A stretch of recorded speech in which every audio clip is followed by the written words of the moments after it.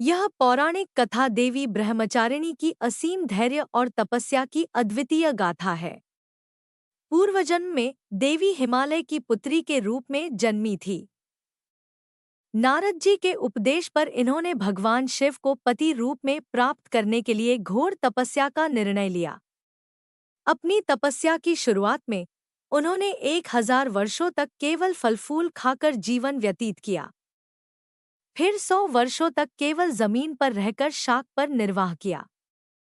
कठिन उपवासों और खुले आकाश के नीचे वर्षा और धूप की कठिनाइयों को सहते हुए 3000 वर्षों तक टूटे हुए बिल्व पत्र खाकर भगवान शिव की आराधना की कई वर्षों के पश्चात देवी ने सूखे बिल्व पत्र भी खाना छोड़ दिया और निर्जल निराहार रहकर तपस्या की। इतनी कठोर तपस्या के कारण उनका शरीर क्षीण हो गया, परंतु उनका संकल्प और धैर्य अडिग रहा।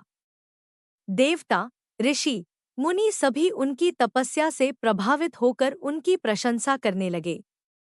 अंततः भगवान शिव ने दर्शन देकर देवी को आशीर्वाद दिया और तभी उन्होंने अपनी तपस्या समाप्त की। इस कथा का संदेश यह है कि जीवन में चाहे कितनी भी कठिनाइयां आएं, हमें अपने लक्ष्य से विचलित नहीं होना चाहिए।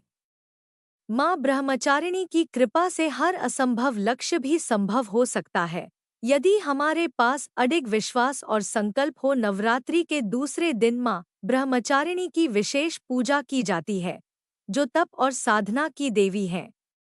उनका यह स्वरूप मंगल ग्रह का स्वामी है, जो साहस और ऊर्जा का प्रतीक है। जिनकी कुंडली में मंगली दोष होता है, उन्हें मां ब्रह्मचारिणी की पूजा से अद्भुत लाभ मिलता है। उनकी कृपा से न केवल मंगली दोष का प्रभाव कम होता है, बल्कि जीवन में शांति, सामंजस्य और खुशहाली भी आती है। यह पूजा आंतरिक शक्ति और धैर्य को भी जागृत करती है। आगे और इंटरेस्टिंग कहानियों के लिए प्लीज चैनल को सब्सक्राइब करिए।